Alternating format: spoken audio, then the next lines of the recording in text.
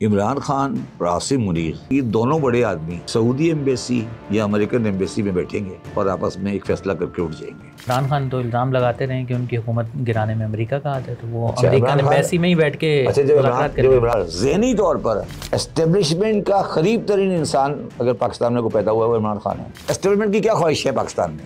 आप मैशो मैन बने, लड़ाई जंग, तो ये सब चीज़ें तो खान साहब के अंदर पूरी तरह मौजूद हैं। मगर एस्टेब्लिशमेंट ये तो नहीं चाहती ना कि ये माचो मैन हमसे ही लड़े। तो हिसाब उल्टा हो गया ना। इमरान खान क्या इस शर्त पे बाहर निकलेंगे कि पाकिस्तान आर्मी अमेरिका में चली जाएगी? इस्लामाबाद की सड़कें खाली छोड़ते नहीं हैं। तो मिलिट्री वाले कभी TLP को बैठा देते हैं, कभी जमात को बैठा देते हैं। जमात इस्लामी तालिबान का की बी टीम है। फिर हमारी हुकूमत क्या तालिबान की बी टीम से मुज़ाकरात कर रही है? अगर जमात इस्लामी की एस्टेब्लिशमेंट से इतनी अच्छी सेटिंग है तो उनको फिर सीटें क्यों नहीं मिली? 8 इसलिए नहीं मिली कि उससे अच्छी सेटिंग वाली एक अवेलेबल थी जो उससे ज़्यादा आसान है। जमात इस्लामी अपने जलसों में ख़वातीन को उस शक्ल में आने के लिए तैयार हैं जिस शक्ल में पाकिस्तान की ख़वातीन आम फिरती हैं। अगर अलाउड करते मैं जमात को कल ज्वाइन कर लूँगा। जमात इस्लामी के किसी बड़े लीडर की बीवी की तस्वीर है? सर अगर नहीं है तो अरे यार मामला तो वो एक कल्ट है, पार्टी नहीं है। अगर PTI जमात इस्लामी से इत्तेहाद करेगी, PTI की मौत है। वो मजहबी पार्टियों पे पाबंदी होनी चाहिए। तहरीक नवाज़ बग़ैर जाफरिया ये क्या होता है? जमात अहले हदीस ये क्या होता है? तहरीक लब्बैक रसूलुल्लाह ये क्या होता है? तो इस्लामी जमहूरियत पाकिस्तान क्या है?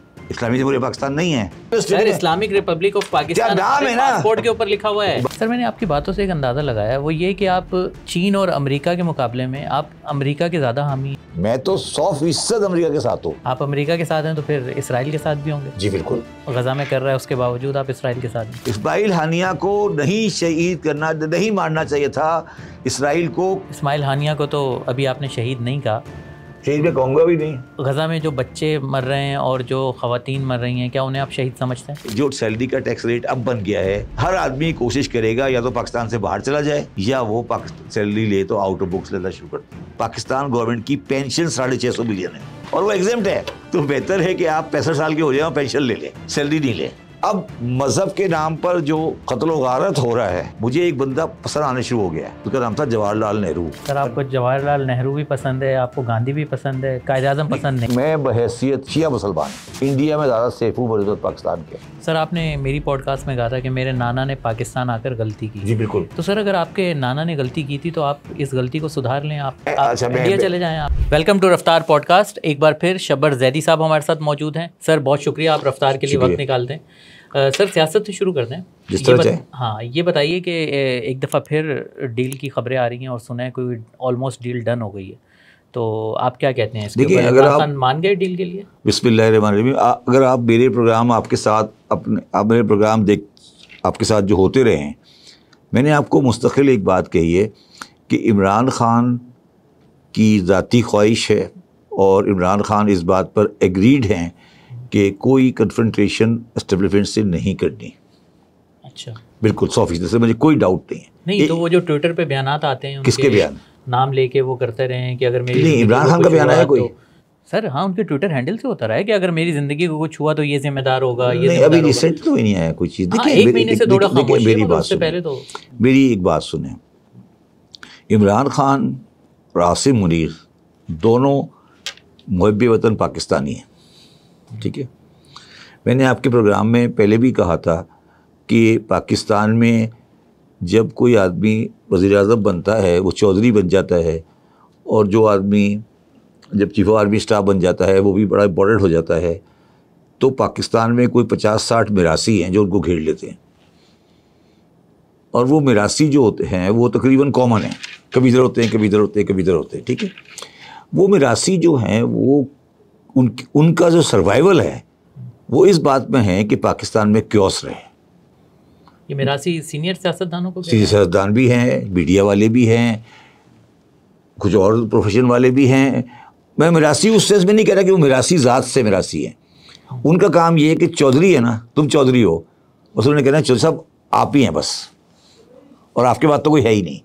अच्छा, नया चौधरी जब आएगा क्योंकि सर वो तो बिल्कुल वाहियात था, आप हैं। तो वो मिरासी एक माइंड सेट है। सर खुशामदी टोला कह लें, खुशामदी नहीं, मिरासी इज राइट, बिल्कुल परफेक्ट टर्म है। खुशामदी में थोड़ा सा वो नफा, आप असल में पंजाब में शायद नहीं रहे। मिरासी की एक बड़ी कैपेबिलिटी होती है, कोई चौधरी को कोई बुरा नहीं कहता। देखिए हमारे मुल्क में आज इमरान खान चौधरी है सियासत का, अब वो मिरासी आसपास सारे घूम रहे हैं कि किसी को मौका मिले तो वो आगे चौधरी साहब करता रहे, ठीक है। एक ज़माने में शेर अफजल बरवत आ गए थे, फिर कभी कोई आ जाता है, फिर कोई चला जाता है, कोई पीछे आता है। अब समझ नहीं आ रहा कौन सा वाला मिरासी सही है, कौन सा वाला गलत है, कौन सा क्या आ रहा है, ठीक है। मैं खुशाबदी टोला कह लें, वो लोग कभी नहीं चाहते कि पाकिस्तान में कोई सेंसिबल बात आगे बढ़े, क्योंकि उनकी ज़िंदगी है ही क्योस में। जब तक इस मुल्क में क्योस रहेगा तो टीवी के प्रोग्राम भी चलते रहेंगे, लोग आते रहेंगे, बोलते रहेंगे, इधर वाली बात इधर करेंगे, इधर वाली बात इधर करेंगे, एक और कहानी छोड़ देंगे, कोई नई कहानी छोड़ देंगे। इनका एक मकसद है सिर्फ, वो मकसद। अच्छा, इसमें एक बड़ी इंपॉर्टेंट बात आप याद रखें कि पहले मेरा ज़ाती व्यू है कि जो हमारा एस्टेब्लिशमेंट है वो इन चीज़ों को थोड़ा सा नापसंद करती थी। मतलब उन्होंने कभी उस तरह के लोगों को नहीं रखा जो आके पब्लिक में उनकी तारीफ़ें किया करते। अब वो भी जब से मीडिया आया है उनके पास भी ऐसे 4-5 ऐसे फिर रहे होते हैं, वो आते हैं, बड़ी तारीफ़ें कर रहे होते हैं, कभी कुछ कह रहे होते हैं, कभी कुछ कह रहे होते हैं। अब वो पूरे माहौल को ख़राब कर देते हैं। मैं आपको आज एक सिंपल बात बता रहा हूँ, इसका हल ये होगा, जो मैं आज आपको बता रहा हूँ, इसका हल ये होगा कि दोनों बड़े आदमी सऊदी एम्बेसी या अमेरिकन एम्बेसी में बैठेंगे और आपस में एक फैसला करके उठ जाएंगे। नहीं तो ये दोनों बड़े आदमियों में से एक आदमी तो जेल में है ना, वो कैसे? यार पाकिस्तान में क्या, पाकिस्तान में एक ज़माने में जरदारी साहब जेल में थे, जेल से सीधे वजीर बन गए। हुआ था ना, पहले हुआ था ना। तो जेल से किसी बंदे को ले जाके मिलाना, बात कराना कौन सी बड़ी बात है, किसमें कौन सी रॉकेट साइंस है? अच्छा, आपने क्या कहा, सऊदी एम्बेसी या अमेरिकन एम्बेसी? जी, अमेरिकन एम्बेसी। देखिए इसमें तो एक बात समझने की कोशिश करो। तो इमरान खान तो इल्ज़ाम लगाते रहे कि उनकी हुकूमत गिराने में अमेरिका का हाथ है, तो वो इमरान खान एम्बेसी में ही बैठ के। अच्छा, जब इमरान खान साहब वापस आएंगे तो वो अमेरिका के साथ जंग करेंगे? पूछ रहा हूँ, मैं आपसे पूछ रहा हूँ, जंग करेंगे, लड़ाई करेंगे? नारा तो लगाया था, है आप लगाए, आप मुझे 6 महीने से, मुझे 6 महीने कौन सी, मैंने आपके प्रोग्राम में पहले भी कहा था, पहले गुलामी किसकी नामंजूर ये तो फैसला करो कि अब नजर आ रहा है गुलामी नामंजूर को नारा दिखाए कोई? कभी पार्टी ने कोई अभी रिसेंट 5 मंथ्स के अंदर पार्टी ने कहीं कहा गुलामी नामंजूर? अच्छा बताए ना, मुझे बताए ना, है कोई है पार्टी जो कैसे गुलामी नामंजूर? क्या बातें करो तुम लोग की, मैं यही तो कह रहा हूँ, ये जो बातें गुलामी नामंजूर, इमरान खान से ज़हनी तौर पर एस्टेब्लिशमेंट का करीब तरीन इंसान अगर पाकिस्तान में को पैदा हुआ है वो इमरान खान है। ज़हनी तौर पर बात करो मैं। अच्छा, एस्टेब्लिशमेंट की क्या ख्वाहिश है पाकिस्तान में कि आप मैशोमैन बने, लड़ाई जंग और इंडिया के खिलाफ हैं, तो ये सब चीज़ें तो खान साहब के अंदर पूरी तरह मौजूद हैं। नहीं, मगर एस्टेब्लिशमेंट ये तो नहीं चाहती ना कि ये माचोमैन हमसे ही लड़े। नहीं, वो तो प्रॉब्लम उल्टा हो गया ना, प्रॉब्लम होगी ना। बैचमैन 2 बैचमैन लड़ गए ना बेसिकली। वो बैचमैन इसलिए लड़ गए कि आपस में गलतफहमियाँ हो गई ना। यार मैं बताऊँ ना, मैं तो उसके साथ काम करता रहा हूँ ना। मैंने ज़ाती तौर पर बाजवा साहब और इमरान खान को इतना करीब देखा है जितना भाई भी नहीं होते, क्योंकि मैं तो दिसंबर 2019 में वापस आ गया था, मुझे नहीं पता कि बाद में क्या पोजीशन आई। आप बुला के मुझे, तो मैं आज भी, मैंने प्रोग्राम में पहले भी कहा था, मुझे आज भी यकीन नहीं आता कि उन दोनों का झगड़ा किस बात पर। क्या आपको नहीं पता कि दोनों साथ आए थे? क्या कोई आदमी डिनाई करेगा कि अहमद शुजा पातशाह नहीं लाए थे इमरान खान को? ये आप लोगों को कहाँ से गलतफहमी हो गई कि इमरान खान एस्टेब्लिशमेंट के खिलाफ है? ये आपने कहाँ से बिलीव कर लिया? क्यों समझ लिया आपने ये बात? फिर 9 मई क्यों हुआ था सर? 9 मई का इल्ज़ाम तो पीटीआई पर ही लगता है और इमरान खान पर। 9 मई अभी लास्ट ISPR की प्रेस कॉन्फ्रेंस हुई, उसमें भी उन्होंने कहा शरपसंद टोला 9 मई, हर प्रेस कॉन्फ्रेंस में जिक्र होता है। देखिए वही तो बात है ना, जब आप नेगोशिएशन टेबल पे जाते हैं तो उस आदमी को मौत दिखाते हैं ना।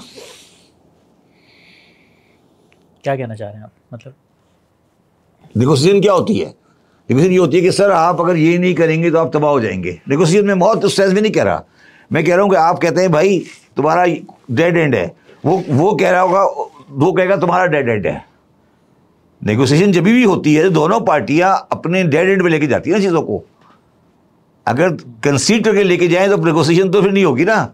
नेगोशिएशन का तो मतलब ही होता है नेगोशिएशन स्किल का कि दोनों पार्टी अपनी रियल या परसीव स्ट्रेंथ लेके जाए ना।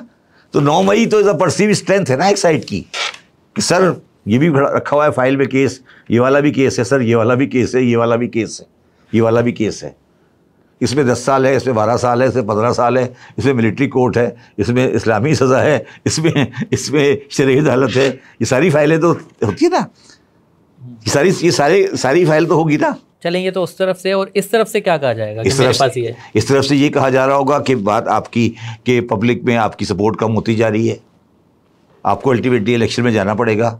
इलेक्शन में अब आपने देख लिया पब्लिक आपके साथ नहीं है, ये आपको प्रॉब्लम आती जा रही है। जब तक लॉ एंड ऑर्डर सही नहीं होगा आपकी इकोनॉमी नहीं चलेगी। ये सारी चीज़ें उनको समझाना, उनको बताई जाएगी कि देखें आप तो पॉलिटिकल लोग नहीं है ना, तो क्या आप इनके थ्रू चलाएंगे जो आज बैठे हुए हैं? देखिए ना, 2 सोल्यूशन है ना, या तो आप खुद आएंगे, या तो आप खुद आएंगे ना, या तो आप ये कहेंगे आप खुद आ जाएंगे, ठीक है आके बैठ जाएंगे, या फिर इनके थ्रू चलाएंगे जो चला रहे हैं। तो ये सारी बातें वो करेंगे कि भाई अब क्या करना है।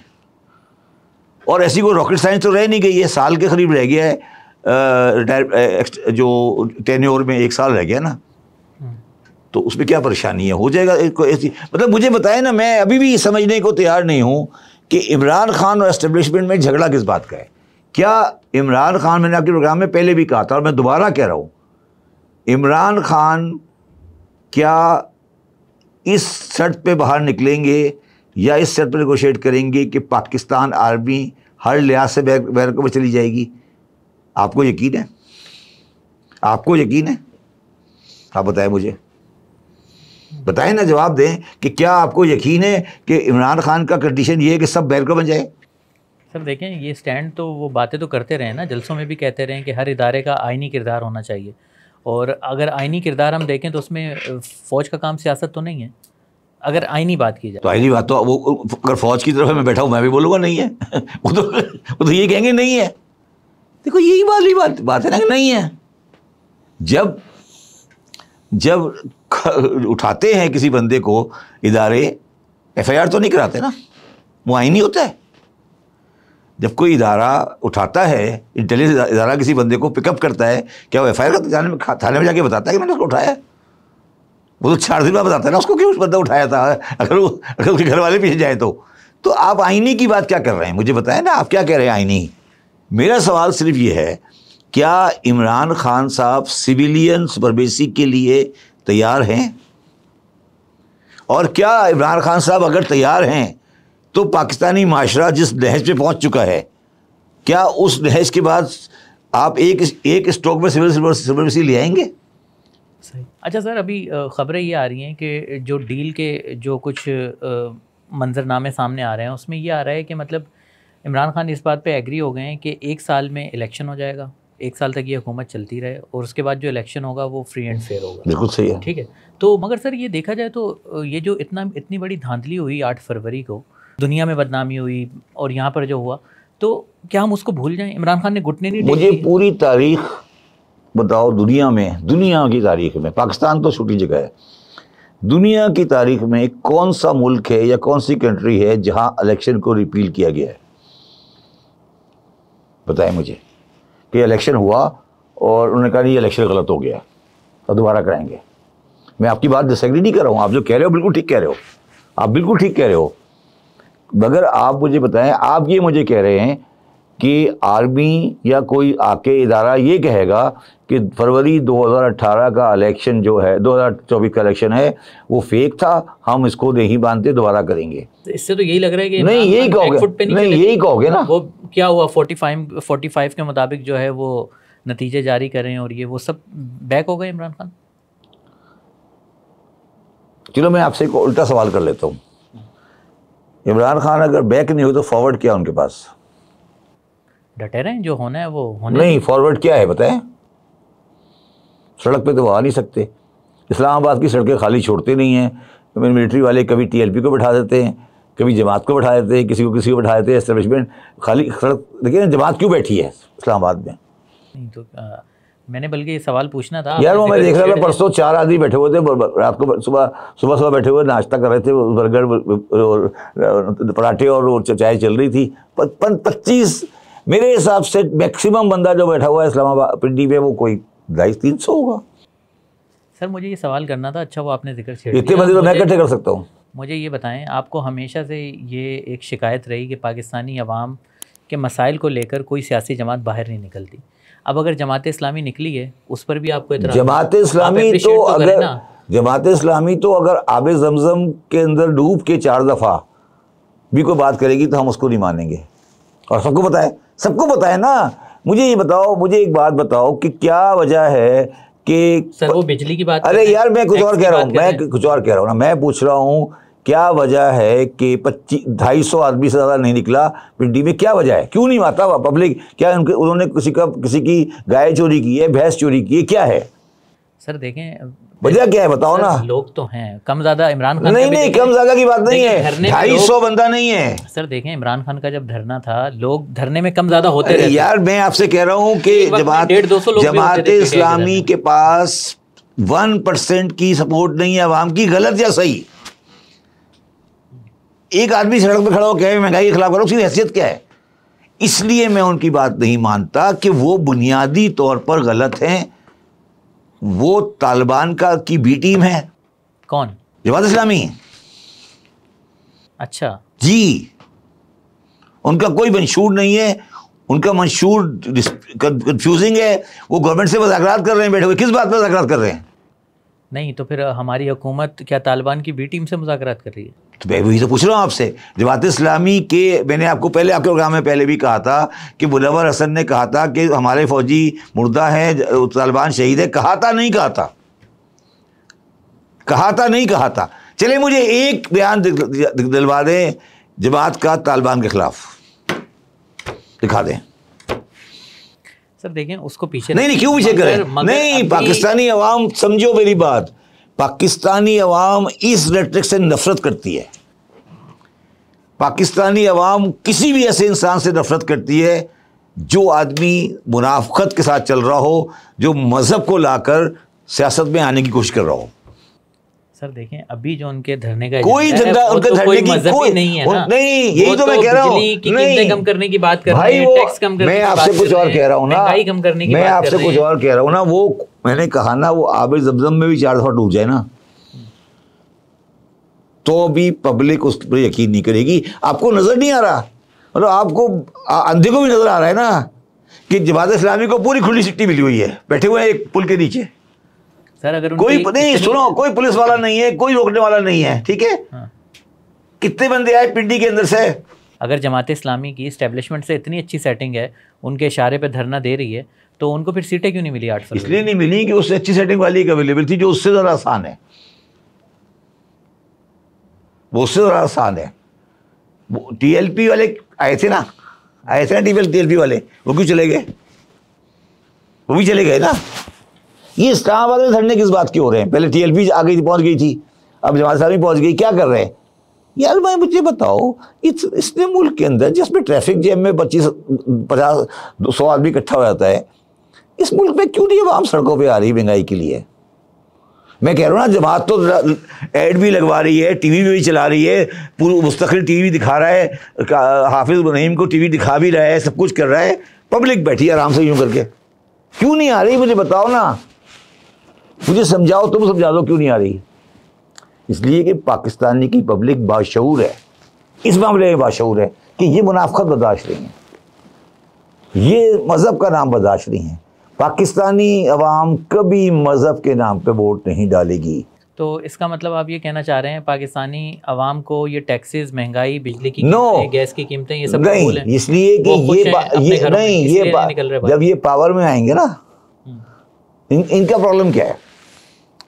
इनका प्रॉब्लम ये कि जब ये पावर में आएंगे ना तो उनका ये नहीं पता कि वो फैसल की ज़ाती ज़िंदगी में किस तरह से अंदाज होंगे। अच्छा, तो फैसल डरा हुआ है इनसे, इनके साथ हमदर्दी कर लेगा, वोट कभी नहीं देगा। सर आपने, मुझे ये लगता है कि आपने गलत परसेप्शन बनाया हुआ है। मैंने नहीं बनाया। हाफिज नईम साहब के साथ मैंने मैंने नहीं बनाया। ये सवाल हाफिज नईम साहब की बीवी है, पर्दे के बाहर है, ऐसा कोई नहीं। हाफिज नईम साहब की कोई जमात इस्लामी की कोई औरत पर्दे के बगैर जलसे में आती है? सर उनका इख्तियार है। नहीं, मैं पूछ रहा हूँ ना, नहीं इख्तियार की बात नहीं है, इख्तियार नहीं है। मैं पूछ रहा हूँ जमात इस्लामी अपने जलसों में ख़वातीन को उस शक्ल में आने के लिए तैयार हैं जिस शक्ल में पाकिस्तान की ख़वातीन आम फिरती हैं। अगर अलाउड करते मैं जमात को कल ज्वाइन कर लूँगा। परसेप्शन नहीं बनाई, मेरे से ज़्यादा जमात को नहीं जानते। जमात के किसी जलसे में क्या ख़वातीन उस तरह आ सकती हैं जिस तरह ख़वातीन आम स्कूल कॉलेजों में जाती हैं? अगर जमात का जलसे में हाफिज़ नईम साहब अलाउ कर दें, मैं कल जमात ज्वाइन कर लूँगा। बताओ ना, सवाल का जवाब। गोल को तो हंस रहे हो।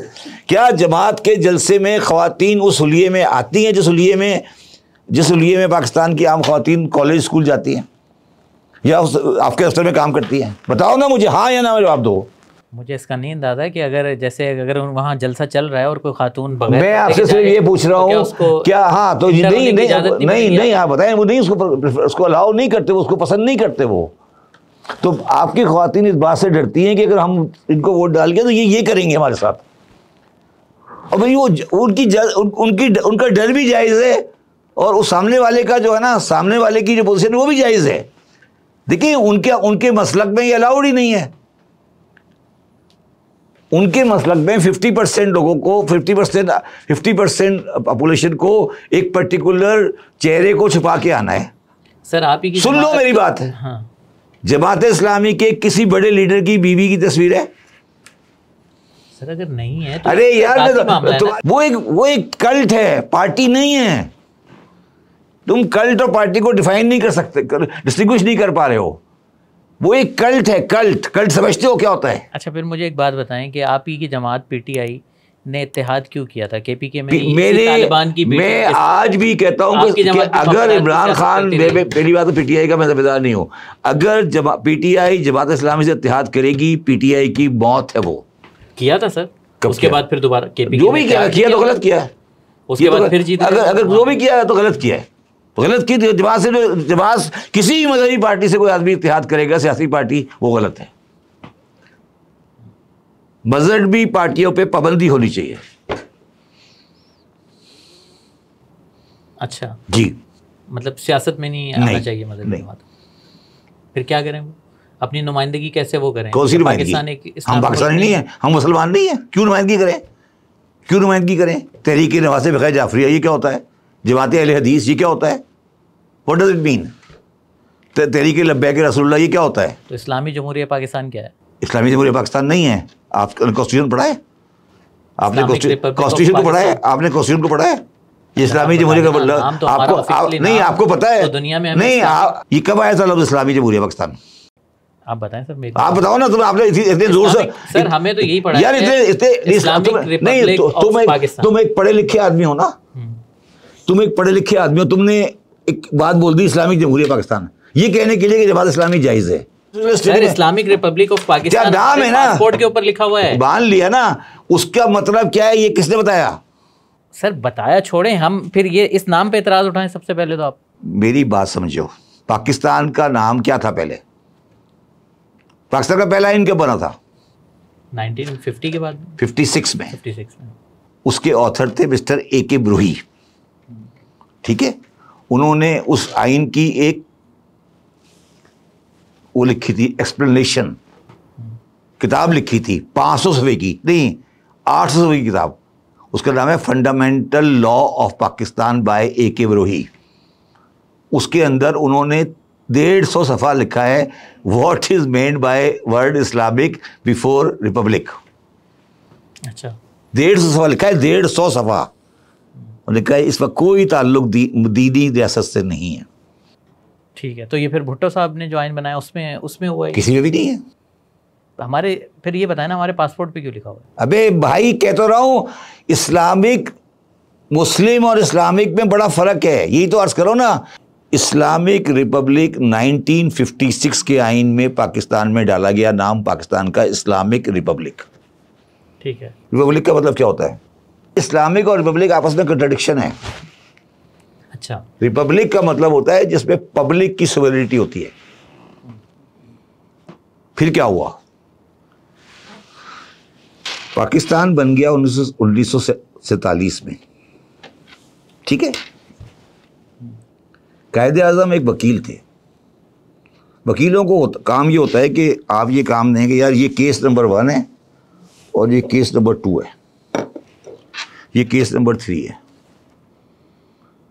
वकील इस तरह काम करते हैं। कायदे आज़म को आपने एक केस दिया था पाकिस्तान बनाने का, उन्होंने पाकिस्तान का केस जीत लिया और फाइल बंद करके चले गए। किसने दिया था केस? मैं कहूँगा तो आपको बुरा लगेगा, जो उस वक्त के इंपीरियल पावर थी कि ये सेटल करें मुसलमानों का फ्यूचर क्या होना चाहिए, उन्होंने कर दिया। और जो भी थे या पब्लिक कह लें, मुसलमान, उन्होंने कहा यार कायदे साहब आप बस वकील हैं, ये केस हम आपको दे रहे हैं, ये मुल्क बना दें। उन्होंने केस जीता अच्छी तरह और फाइल दे दी कि सर ये पकड़े, ये बना के मैंने दे दिया आपको। आपने उन्हें सेकंड केस दिया ही नहीं कभी कि चलाना भी है। दो चीज़ होती है ना, एक बना दिया आपने और चलाने का आइन भी देखे जाए ना भाई कि ये तो। उन्होंने कहा साहब मुझे आपने एक केस दिया था, मैंने बना दिया, ठीक है, मैं वकील हूँ बेसिकली। अब पाकिस्तान बन गया। अब आपको इसमें नहीं चलानी थी डेमोक्रेसी को नहीं चलाना था, इसलिए कि डेमोक्रेसी में बंगाली की मेजॉरिटी थी। बंगाली चाहते थे लैंड रिफॉर्म, बंगाली चाहते थे पावर। तो हमारे एक बड़े मोहतरम साहब थे, वजीर तालीम थे शायद उस वक्त, उनका नाम था डॉक्टर इश्तियाक हुसैन कुरैशी साहब। उन्होंने एक, शायद मुझे एग्जैक्टली शायद याद है, 51 में एक रेजोल्यूशन पास की। आइन वाइन को पास नहीं किया, एक रेजोल्यूशन पास की, उसका नाम लिखा ऑब्जेक्टिव रेजोल्यूशन ऑफ पाकिस्तान। उसको एक असेंबली ने पास कर दिया कि पाकिस्तान का मतलब यह है कि यहाँ कुरान और सुन्नत के मुताबिक हुकूमत की जाएगी। अच्छा, इसको ऑब्जेक्टिव रेजोल्यूशन कहते हैं। ठीक है, ठीक है। ऑब्जेक्टिव रेजोल्यूशन जो है वो चलती रही। ज़िया-उल हक ने जाकर ऑब्जेक्टिव रेजोल्यूशन को आइन का हिस्सा बना दिया। अच्छा, ठीक है। ऑब्जेक्टिव रेजोल्यूशन आप निकाल के पढ़ लें, उसमें ये लिखा है कि पाकिस्तान में कुरान और सुन्नत के हिसाब से अमल होगा। इससे ज़्यादा कुछ नहीं लिखा, इससे ज़्यादा कुछ नहीं लिखा। अब कुरान और सुन्नत पर आपने मेरे से बहस करनी है तो एक प्रोग्राम अलग कर लें, ठीक है। फिर मैं जितने मौलवी हैं उनके साथ डिस्कस करने को तैयार हूँ कि कुरान और सुन्नत की बहस का मतलब क्या है। मैं अभी आपकी प्रोग्राम में आने से पहले उर्दू बाज़ार से आ रहा हूँ और मैं वहाँ से सर सैयद अहमद ख़ान का कुरान मजीद का तफसीर लेकर आया हूँ। अच्छा, और उस तफसीर जो सर सैयद अहमद ख़ान को हम कहते हैं ना कि पाकिस्तान का MAO कॉलेज और ये और वो, ठीक है, उनकी तफसीर कुरान के ऊपर 10 किताबें लिखी गई हैं कि ये काफिर था। अच्छा जी, तो सर उन्हीं के तफसीर कुरान क्यों लेके आए हैं? मैं इसलिए लेकर आया हूँ मैं ये बता रहा हूँ कि सियासत के लिए आप सर सैयद को मानते हो, फिर कहते हो इस्लामी भी लाएंगे, फिर जो मज़हब के बारे में बात कर रहे हैं उसमें कहते हो नहीं यहाँ तो हम अशरफ अली थानवी को मानेंगे। तो ये मुनाफकत नहीं हो सकती। मैं आपको अर्ज़ ये कर रहा हूँ कि हम भी कुरान मजीद को मानते हैं, हम भी सुन्नत को मानते हैं, ठीक है। अब जिस दिन से 11 हिजरी से रसूलुल्लाह सल्लल्लाहु अलैहि वसल्लम आक़ाए नामदार ने दुनिया से पर्दा किया है, उस दिन से इसकी मुख्तलिफ तौजीह निकलती रही हैं। तो अगर खुदा ना खास्ता आप ये कहते हो कि मैं कोई एक मसलक या कोई एक फ़िरक़ा या कोई एक सोच लाऊंगा, तो यहाँ लोग गले काट देंगे जैसे आजकल पाराचीनार में काटे जा रहे हैं। अच्छा सर, IMF से $7 अरब बेल आउट पैकेज की बातें चल रही हैं, मगर साथ में उन्होंने एक शर्त भी रख दी है कि $27 अरब जो है वो पहले रीशेड्यूल कराने का हमें प्लान बताएं, फिर आगे करेंगे। अच्छा, ये जो $27 अरब रीशेड्यूल कराने हैं, इसमें सुना है कि ज़्यादातर चीन के हैं, तो क्या IMF जो है वो चीन से जो हमने कर्जे लिए हुए हैं उसके ऊपर तहफ़्फ़ुज़ात हैं? क्या मामला है सर ये? देखिए, IMF बिल्कुल सही कह रहा है। अच्छा, वो ये कह रहा है कि आप ये कह रहे हो मुझे कि मैं आपको पैसे दूँ, आपको चीन को पकड़ा दो, यही है ना? ये हमारे लिए एक्सेप्टेबल नहीं है। सर हमें कर्ज़ा मिला, उसके बाद हमें अपनी बैलेंस शीट बेहतर करनी है ना। अब बैलेंस शीट हम चीन को अभी दें, भाई मुझे इसको भी दें, मेरे पास तो 16 पे करने हैं, मुझे 6 टोटल मिलने हैं। हाँ तो वो तो उनका खर्चा तो पूरा हो नहीं सकता। ठीक है। वो टेक्निकली आपको ये कह रहे हैं, इनडायरेक्टली ये कह रहे हैं, ये सीपैक आईपीपी वगैरह फारिग करो इन सबको। अच्छा, दबे अल्फाज में वो ये कह रहे हैं, IMF कह रहे हैं जी। अब वो किस तरह मुंह से कहें आपको, वो ये कह रहे हैं इनको फारिग करो, और मैं भी आपके प्रोग्राम में अरसे से ये कह जा रहा हूँ कि इन्हें फारिग करो। नहीं तो IMF के कहने का मतलब है कि अमेरिका कह रहा है। अमेरिका और IMF में क्या फ़र्क होता है? अच्छा भाई मैं भी तो ये कह रहा हूँ, मेरी बात भी तो मान लो, सुनो। पहले मैं तुम्हारे 4 प्रोग्रामों से कह जा रहा हूँ कि ये सीपैक बंद करो, तुम लोगों को समझ ही नहीं आती। ये कम करो, बंद करो, इसको छोटा करो, देखो तो सही पैसे कहाँ जा रहे हैं, ये क्या हो रहा है, देखो तो सही। सर आप सीपैक पे सवाल उठा रहे हैं, बड़ी मतनाज़ा बात कर रहे हैं आप। क्यों? हमारी फौज और SIFC तो इसे मजीद जो है वो बढ़ाने के उसमें कोशिशें कर रही है। आपने आईपीपी की डिस्कशन पढ़ी है? आईपीपी के खिलाफ जो पूरा मुहिम चली है एकदम से, ये क्यों चल रही है आपके ख्याल में? आप बताएं क्यों चल रही है? क्योंकि अब अवेयरनेस लोगों में अब गौहर एजाज को वही आई थी कल। नहीं लोगों नहीं मुझे एक बात बताओ, नहीं एक सेकंड भाई, मुझे ये बता दो, गौहर एजाज साहब तो मिनिस्टर थे ना, कुछ छोटे आदमी तो नहीं थे ना। जब मिनिस्टर बने थे उस दिन क्यों नहीं कहा कि आईपीपी गलत है? चले सर, देर आए दुरुस्त आए। नहीं, इतने मासूम नहीं है, इतने मासूम आप भी नहीं है, इतने मासूम वो भी नहीं है। तो क्या कहानी चल क्या रही है, आप बताएं। कहानी बिल्कुल सीधी है। आप इसमें से जो गलत है आईपीपी बंद करें, उनका पेमेंट रोकें, सेटल करें चाइनीज का। वो ये नहीं कह रहे अमेरिकन, वो कह रहे हैं कि जहाँ गलत है। सीपैक के खिलाफ बात नहीं कर रहा हूँ, सीपैक में जो गलत है वो सही करें। अच्छा यार, सीपैक में एक प्लांट लगा है साहिवाल में कोल का, ठीक है। कोई बंदा दुनिया का मुझे उसकी जस्टिफिकेशन साबित कर दे, मैं पाकिस्तान में चपरासी की नौकरी कर लूँगा।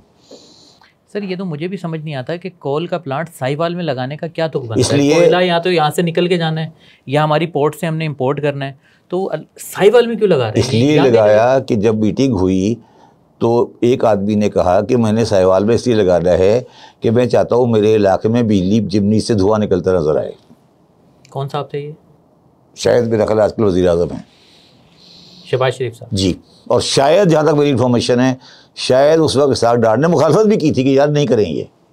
और इस बात के ऊपर मेरी और जिस ज़माने में बड़े अच्छे उनके बड़े करीब होते थे और बड़ी हर बात में उनकी सपोर्ट करते थे मिफ्ता इस्माइल, मेरी और उनकी झड़प हुई थी RY के प्रोग्राम में। मैंने कहा मिफ्ता साहब ये साहिवाल कुल पर नहीं गलत नहीं है। मैंने कहा सर ये किस अब वो अजीब तरह की बातें करते। अब उससे पूछ लीजिएगा बुला के किसी दिन कि मेरी से झड़प हुई थी या नहीं हुई थी।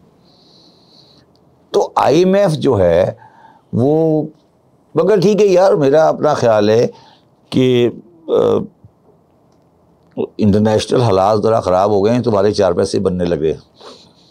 अच्छा नहीं, अब हमारे 4 पैसे कहाँ से बन रहे हैं? बॉर्डरों पे तो अमन है, इस तरफ भी अमन है, उस तरफ भी अमन है। कहाँ अमन है? इंडिया से हमारे मामला सीज फायर है, कुछ नहीं हो रहा। नहीं, इंटरनेशनल ख़राब है ना। वो ईरान ने हानिया को मार दिया, इस्माइल हानिया को। हाँ वो डिस्कस करते हैं। सुन लो ना मेरी बात, तो भाई ये तो हमारे लिए तो बड़ा कारामद काम है ना, अच्छा काम है। जब अगर इंटरनेशनल डिस्टर्बेंस आती है मिडल ईस्ट में, तो पाकिस्तान को तो टर्माइल में नहीं ला सकते ना उस वक्त। सर मैंने आपकी बातों से एक अंदाज़ा लगाया, वो ये कि आप चीन और अमेरिका के मुकाबले में आप अमेरिका के ज़्यादा हामी हैं। ज़्यादा नहीं, और आप चीन को बहुत डिसलाइक करते हैं। जी बिल्कुल। जबकि देखा जाए तो चीन ने हमारी हर मुश्किल वक्त में मदद की। नहीं, मैं तो बड़ा मुसलमान आदमी हूँ, वो तो अहले किताब हैं, वो तो काफिर हैं। हंस क्यों रहे हो? अमेरिकन अहले किताब हैं यार। वैसे आप कहते सुन लो बात मेरी, बात सुन को नहीं, मैं तो तुम्हारे जवाब में कह रहा हूँ ना, मैं तुम्हारे जैसों के जवाब में कह रहा हूँ कि रूमियों की और जंग हो रही थी पारसियों की। पहले पारसी जीत गए, अच्छा, तो मुसलमान बड़े अफसरदा हो गए कि अहले किताब हार गए। फिर उसके बाद रूमी जीत गए तो मुसलमान बड़े खुश हो गए कि अहले किताब जीत गए। तो भाई अमेरिका तो अहले किताब है, वो तो ईसा के मानने वाले हैं, हमारे भाई हैं, अहले किताब हैं। तो हम क्यों काफिरों को जो अल्लाह को नहीं मानते का साथ दें? हम तो मुसलमान आदमी हैं। क्या बात करो तुम यार, तुम कैसी बातें कर रहे हो? चाइना तो काफिर है, वो तो अल्लाह को मानते ही नहीं, मुलिद लोग हैं, सूअर खाते हैं, उनका ताल्लुक क्या है? शराब पीते हैं, सुअर खाते हैं, उनके यहाँ तो कुछ दीन ईमान ही नहीं है। ये तो अहले किताब हैं, चर्चों में जाते हैं, ईसा को मानते हैं। तुम क्यों इसके खिलाफ हो कि चाइना के खिलाफ हो और अमेरिका के फेवर में हो? मैं तो 100% अमेरिका के साथ हूँ। आप अमेरिका के साथ हैं तो फिर इसराइल के साथ भी होंगे? जी बिल्कुल। जो गजा में कर रहा है उसके बावजूद आप इसराइल के साथ हैं? गजा में कौन क्या कर रहा है ये तो तारीख बताएगी। नहीं, आप बताइए ना, जो नज़र आता है, जो वहाँ पर बच्चे शहीद हो रहे हैं, ख़वातीन मैंने आपको शहीद हो रही हैं, उसके बावजूद आप इसराइल के साथ हैं? मैं इसराइल के साथ नहीं हूँ। मैं आपसे ये कह रहा हूँ कि मैं इसराइल के साथ हूँ या नहीं हूँ, वो तो आप बता दें, ठीक है? नहीं सर, आप बताइए। नहीं, वो तो मैं आपके इसराइल के साथ हूँ या नहीं हूँ, ठीक है, छोड़ दे। मैं तो इसराइल के साथ हूँ या नहीं हूँ। आप इसराइल के खिलाफ हैं तो सड़क पे आ जाए ना ज़रा। 10 लाख का मुजाहरा करें ना कराची में, 20 लाख का मुजाहरा करके दिखाएं इस्लामाबाद में, 20 लाख आ जाए कराची में, और इस्लामाबाद में खड़ा होकर इसराइल का, जिस तरह अमेरिकन यूनिवर्सिटी में हुआ है मुजाहरा, आप करेंगे? पंजाब यूनिवर्सिटी में क्यों नहीं हो रहा? कराची यूनिवर्सिटी में क्यों नहीं हो रहा? लफ्ज़ में क्यों नहीं हो रहा? लफ्ज़ क्यों नहीं बंद हो रही?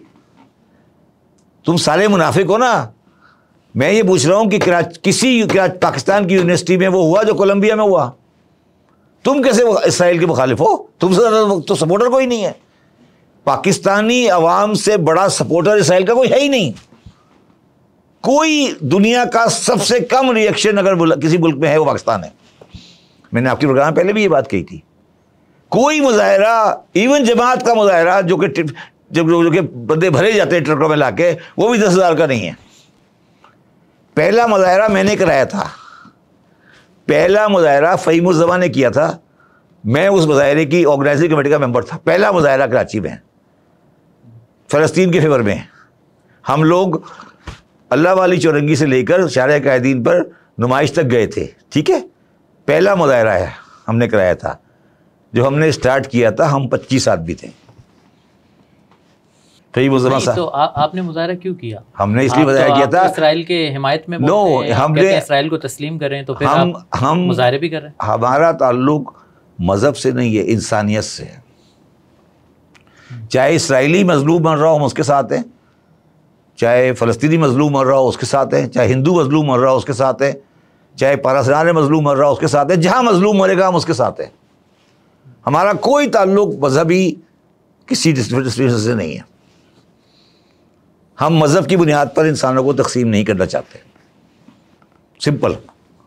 इंसान है, मजलूम है, और जो हम इंसानियत को मज़हब की बुनियाद पर तकसीम नहीं कर जाते। गज़ा में अगर जुल्म हो रहा है, जो कि हो रहा है, वो इंसानियत के खिलाफ जुल्म है। मज़हब की बुनियाद पर जुल्म नहीं हो रहा, वो इंसानियत के खिलाफ जुल्म हो रहा है। हम उसके साथ खड़े हैं। अच्छा सर, मगर मैं आपसे पूछ रहा हूँ आपका 3 करोड़ का शहर है, क्या हुआ अभी तक? अमेरिकन एम्बेसी के करीब पाई कुलाची के आप 3 मील तक करीब गए? कोई झंडा दिखाया कि हाँ जी इसको सीधा करो? ये बाई कुलाची के आसपास कोई गया? वो तब मैं पूछ रहा हूँ आपसे, क्यों नहीं हो रहा? लाहौर में क्यों नहीं मुजाहरा हुआ बड़ा सा? होता 20 लाख का मुजाहरा होता कि ये देखिए जी ये कर रहे हैं। इसराइल में बड़ा मुजाहरा हुआ है आपसे। पाकिस्तान और सऊदी अरब से बड़ा सपोर्टर इसराइल का पैदा ही नहीं हुआ कभी कोई। तो सर बात शुरू हुई थी ये चाइना और अमेरिका से, तो आप ये चाह रहे हैं कि हम चाइना से ज़रा दूर होकर अमेरिका, ज़रा दूर नहीं, बिल्कुल दूर होके। अच्छा, और ये जो फिर जो कर्जे वर्जे हैं, अगर उसने रीशेड्यूल नहीं किए, कर लेंगे। नहीं रीशेड्यूल नहीं किए तो फिर क्यों नहीं करेंगे? करेंगे, क्यों नहीं करेंगे? देखिए, चाइना का हमारे बड़े मसाइल हैं उनके साथ। वो हमारे यहाँ हैवी अंडर एडवाइसिंग करते हैं। अच्छा, और क्या? वो हमारे, देखिए आप समझे ना, आपका मसला क्या है? आपका मसला है कि आपकी एक्सपोर्ट कम है। एक्सपोर्ट आपकी कहाँ जाती है? बायर कौन है? America, Europe. अमेरिका। तो फिर तो आप अपने सप्लायर को खुश रखोगे या बायर को?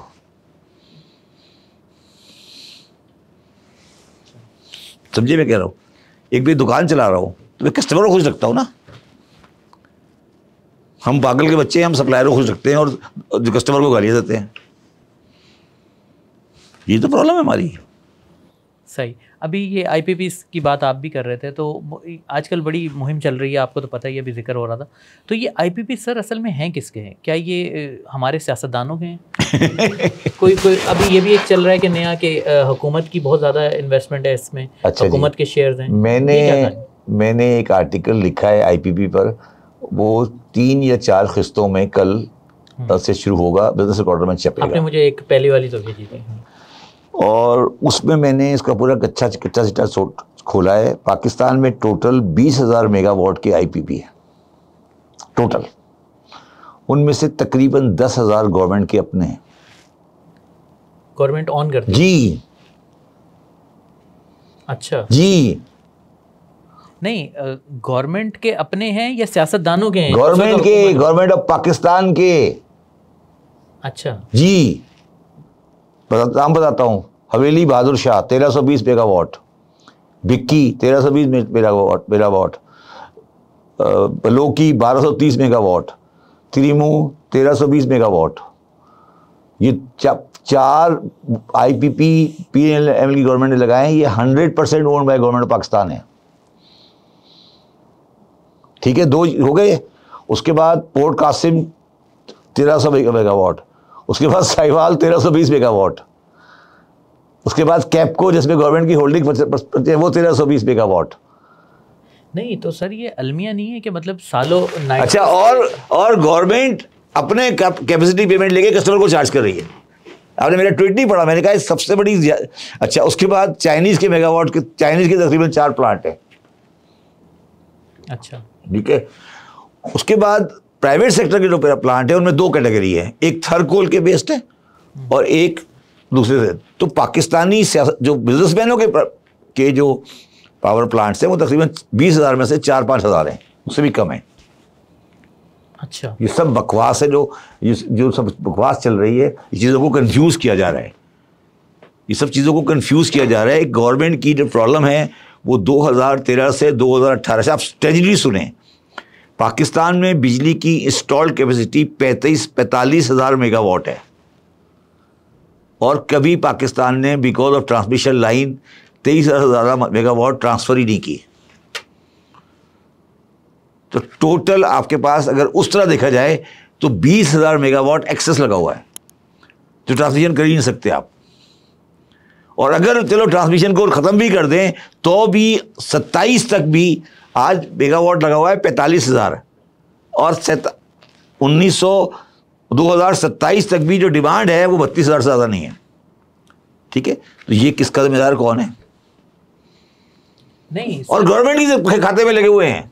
सर अगर हुकूमत ऑन करती है तो फिर ये पैसा कैपेसिटी का सारा हुकूमत की जेब में जाता है? जी नहीं, इसलिए कि वो इनएफिशिएंट प्लांट है, महंगे प्लांट लिए गए, वो सब एडजस्ट हो रहा है, लोन लंबे लंबे हैं उसके अंदर।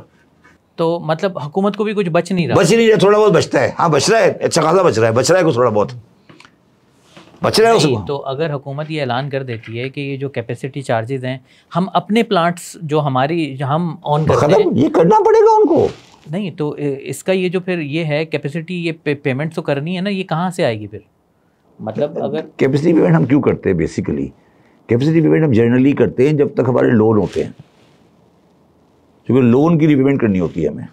ठीक है, जब लोन रिपे हो जाते हैं तो कैपेसिटी पेमेंट की जरूरत नहीं पड़ती। अच्छा, ठीक है ना। अब इन सारे प्लांटों के by and large loan repay हो गए बाय एंड लार्ज सारे IPPs के? नहीं, ये गवर्नमेंट के ओन IPPs के। ठीक है, गवर्नमेंट ने ये 4 IPP लगाए थे पॉलिटिकल वजह से। PMLN की गवर्नमेंट दिखाना चाहती थी कि हमने पावर प्लांट लगाए हैं। किस हुकूमत ने कितने लगाए ये बताइए? इसमें से जो एक्सेस है सारे के सारे PMLN ने लगाए। और ये कौन से सन में लगे? 2013 से 2018 में। अच्छा, इसके बाद आगे चलें। अब इसके नीचे पड़ा हुआ है, ये इन सबका फ्यूल है कोल या RLNG। RLNG जो है उसका आपने लॉन्ग टर्म कॉन्ट्रैक्ट किया हुआ है कतर के साथ, उसकी आप कैपेसिटी अलग दे रहे हैं। समझ आई मैं क्या कह रहा हूँ? सबसे महंगा ईंधन जो होता है वो RLNG होता है। तो ये पूरा एक इंटेलेक्चुअल करप्शन है जो पाकिस्तान में किया गया है। सर ये भी बड़ा एक अलमिया नहीं है कि 2013 से आप ये मामला चलता हुआ आ रहा है और हमारी आवाम को पता ही नहीं था कि इसमें से जो है 50% है हमारी हुकूमत ऑन करती है। सर मैंने तो आपको आर्टिकल लिखा है, मेरे आप प्रोग्राम देख ले, मैं तो अरसे से ये कह रहा हूँ कि गवर्नमेंट की 5 प्लांट जो लगे ये गलत लगे। नहीं तो इसके ऊपर पीटीआई हुकूमत ने भी कभी वो नहीं किया। बड़ा आईपीपी इसका इमरान खान के दौर में बड़ा वो हुआ, उन्होंने डॉलर को फिक्स किया, तो उस वक्त भी इमरान खान साहब ने ये बात बताते ना कि नून लीग ये करके गई है, क्यों नहीं बताया? इसलिए कि एक माफिया है एनर्जी के अंदर, और आप उन शख्सियतों का मैं नाम लेना चाहता कि वो ज़ाती एहतियात हो जाएगी। वो इमरान खान की गवर्नमेंट में भी थे और PVL के अंदर भी थे और पीस पार्टी के साथ भी थे। तो अब ये मामला हल कैसे होगा सर? ये मामला हल हो जाएगा, चाइनीज़ को जब फैसला हो जाएगा कि चाइनीज़ को पैसे नहीं देने तो सब बैकवर्ड चलेगा। सर चाइनीज़ को तो नहीं देने, 50% तो हमारे हैं ना। और तो वो तो खत्म होने वाला है, उसको तो मैंने कह दिया ना। मेरा ट्वीट आपने ट्वीट नहीं पढ़ा, मैंने कहा है गवर्नमेंट के जो हैं IPPs उनको इस्तेमाल नहीं करें, अगर इस्तेमाल करें तो जो खर्चा आए वो दे दें। ठीक है, बस खत्म हुई बात। अच्छा, और ये फिर चाइनीज़ वाला क्या इनको लपेट देंगे या मतलब नहीं, चाइनीज़ वाले का लोन रीशेड्यूल कराएंगे, यानी कि हम सेटिस्फाई हो जाएं कि आने वाले कुछ दिनों में ये कम से कम बिजली का मामला हल हो जाएगा और हमें बिलों में कुछ ना कुछ रिलीफ मिलेगा? क्योंकि वरना तो सर बड़ी मुश्किल हो रही है, ना इंडस्ट्री चल रही है ना घर चल रहे हैं। मैं एक सच बोलूं जी, जो बहुत सख्त, बहुत तल्ख है। ये 30,000 मेगावाट की ज़रूरत है पाकिस्तान को। पाकिस्तान में 2 बड़े हाइडल हैं, एक है KPK में और एक है मंगला में। ठीक है, हाइडल जो तकरीबन 10,000 मेगावाट, 30, आप ये ध्यान में रखिएगा कि डिमांड 30,000 की है। 30,000 में से 10,000 डिपेंडेबल, जो सबसे सस्ती होती है बिजली, वो वहाँ पर है, पंजाब में नहीं है। ठीक है, जो थर कोल है जो कि चीपर है वो सिंध में है, जो कि 5 से 7,000 है, और जो कि बढ़ के 10 भी हो सकता है, तो ये 20 हो गया। अब जो 10,000 है, बाकी 10,000 वो टेक्निकली कराची में होना चाहिए RLNG या कोल का। ठीक है, ये है पाकिस्तान की साइंस। ठीक है, मगर जो इस इलाके के साहिब इक़्तिदार लोग हैं, जो मेजॉरिटी थी, उनको ये बात हज़म नहीं हो रही थी कि उनका इतना बड़ा सूबा में कोई एनर्जी का जनरेशन रिसोर्सेज नहीं हो। कोई जनरेशन पंजाब में नहीं हो सकती। पंजाबी पॉलिटिशियन ये नहीं चाहता, चाहे वो PTI का हो या PMLN का हो, कि पंजाब में जनरेशन नहीं हो। तो उन्होंने ये सारा खेल खेला है। अब वो खेल उनके सर पे यूं टक करके आके पड़ा है। समझ आई मैं क्या कह रहा हूं? समझ आई मैं क्या कह रहा हूं? ये दोनों पंजाब से बाहर हैं। थर कोल पंजाब से बाहर है। जो IPP लगेगा, नीचे वाला लगेगा, वो कोल पे आएगा, RLNG आएगा, वो कराची में आएगा। तो अगर आप पाकिस्तान के लिए सोचना चाहते हैं तो कराची में बिजली पैदा कर कर ट्रांसमिशन लाइन से आगे लेके जाएं। यही रास्ता है ना। ये तो नहीं सकता कि यहाँ से कोल लेके जाएं और वहाँ बिजली पैदा करें। लॉजिकल तो यही होना चाहिए, जैसे आपने साहिवाल में किया, वो मुमकिन नहीं है। अच्छा, और ना होना तो चाहिए। आपकी जो पंजाबी पॉलिटिशियन है वो इसको मेंटली एक्सेप्ट नहीं कर रहा। ब्यूरोक्रेसी और पंजाबी मेंटलिटीज को एक्सेप्ट नहीं कर रही कि पूरा पाकिस्तान का 30,000 मेगावाट में से 25,000 मेगावाट उनके पास है ही नहीं। समझ आई भी क्या कह रहा हूं? ये आपको कोई नहीं बोलेगा। मैं उनको कहता हूं, भाई हम भी आपके भाई हैं, हम भी लाहौर में रहें, ये कंट्री एक बन के चलेगा। फिर आप इन चीज़ों में अपने सूबे की नहीं सोचे तो कौन सूबाइयत करता है? मैं ये पूछ रहा हूं आपसे। आपने बोला PTI ने क्यों बात नहीं की? इसलिए नहीं की, इसलिए नहीं की। समझ आई कि बात क्या कह रहा हूं? इसलिए कोई बात नहीं करता कि ये कोई बंदा पाकिस्तान का नहीं सोचता, अपनी कॉन्स्टिट्यूंसी, अपनी वोट की सोचता है। बजट में जो हुकूमत ने आवाम के साथ किया है उसकी चीखें अभी तक सुनाई दे रही हैं, ख़ासतौर पर सैलरीड क्लास के साथ। तो सर जो टैक्स बढ़ाया है ये तो सर बेरेबल नहीं रहा, तो इससे आपको लगता है कि ये जो 370 अरब रुपए इजाफी जमा होंगे टैक्स लगाने से, आपको लगता है कि ये टैक्स नेट वाकई टैक्स में इजाफा होगा? देखिए 2-3 चीज़ें हैं इस पर। पहली बात तो ये है कि जब आप टैक्स रेट को बढ़ाते हैं किसी जगह पर भी, तो उसका मतलब होता है कि जहाँ पर चोरी का पॉसिबिलिटी है तो वो बढ़ जाती है। सैलरी में अगर आपने टैक्स रेट को अनबियरेबल कर दिया तो लोग फिर लिफाफों में सैलरी लेंगे आउट ऑफ बुक्स में। अपने एम्प्लॉय को 20,000 रुपये लिफाफे रख के तनख्वाह देनी है, 60,000 में 40,000 उसको तनख्वाह रिकॉर्ड पे दे दूँ और 20,000 उसको जेब से दे दूँ। तो ये बहुत पाकिस्तान का प्रेवलेंट तरीका है। तो जब सैलरी को आप टैक्स का रेट बढ़ाएंगे तो लोग सैलरियों को अपने और ख़र्चों के थ्रू निकाल कर पैसे देने शुरू कर देंगे। इसमें कोई रॉकेट साइंस नहीं है, मतलब ये कोई 10 मिनट का काम है कि उसे पैसे कहाँ से लेके कहाँ देने हैं। और ये पाकिस्तान में जैसे जैसे आप सैलरी का रेट बढ़ाते जाएंगे बढ़ता जाएगा। नहीं, ये सीधी सी बात आपने कर दी, मेरी समझ में आ गई। तो ये बात हुकूमत को नहीं पता थी सैलरीड क्लास पे लगाने? अच्छा, मैं उस पर आता हूँ। अच्छा, अब दूसरी बात ये है कि आपको शायद इस बात नहीं पता कि गवर्नमेंट ने नीचे वालों का भी नहीं बढ़ाया, ऊपर वालों का भी नहीं बढ़ाया, दरमियान वालों को बढ़ा दिया है। तो इससे बड़ी बेवकूफ़ी नहीं हो सकती कि सबसे ज़्यादा जो शोर मचाने वाला तबका है उसको आपने हाथ डाल दिया। देखिए, अगर ये तो मतलब होता है ना, बेवकूफ़ी होती है ना कि सबसे ज़्यादा शोर हो जाता है दरमियाने तबके वाला जो कि शोर मचा रहा है। ठीक है, आपने बड़े वाले को भी नहीं बढ़ाया, छोटे वाले को भी नहीं बढ़ाया, दरमियान के जो तबके हैं उनको चेंज कर दिया। ये मेरे हिसाब से ब्यूरोक्रेसी ने साजिश की है गवर्नमेंट के खिलाफ। 370 या 350 बिलियन रुपीस 13,000 अरब में कोई हैसियत नहीं रखते, क्योंकि पाकिस्तान गवर्नमेंट की पेंशन 650 बिलियन है। पेंशन 650 बिलियन है, ठीक है, और वो एग्जेम्प्ट है। ठीक है, तो बेहतर है कि आप 65 साल के हो जाए और पेंशन ले लें, सैलरी नहीं लें। ठीक है, तो ये जो सारा कुछ सैलरी में हुआ है ये बुनियादी तौर पे गलत है, और ये सिर्फ इसलिए हुआ है कि किसी बंदे ने IMF को ये कहा है कि जी इनके ब्रैकेट जो हैं वो इंडिया के और बांग्लादेश से कम है, इसको एडजस्ट किया जाए, और उन्होंने एडजस्ट कर दिया। और ये चीज़ टोटली गलत है, और ये पाकिस्तान के लिए निहायत नुकसानदेह है, क्योंकि जो सैलरी का टैक्स रेट अब बन गया है इसके तहत कोई भी आदमी, हर आदमी कोशिश करेगा या तो पाकिस्तान से बाहर चला जाए या वो पाकिस्तान सैलरी ले तो आउट ऑफ बुक्स लेना शुरू कर दे। सिंपल, इसमें कोई रॉकेट साइंस नहीं है, सिंपल की बात है। इसमें कोई इसमें परेशानी वाली बात नहीं है। उसको मैं सैलरी आउट ऑफ बुक्स दे दूंगा, वो अपने पैसे ले लेगा, 20,000 सैलरी आउट ऑफ बुक्स नहीं दूंगा, उसके बच्चे की फीस पे दे दूंगा, क्या होगा पता है आपको? क्या पता लगेगा कि आपके बच्चे की फीस मैंने दे दी? कौन ढूंढेगा जाकर?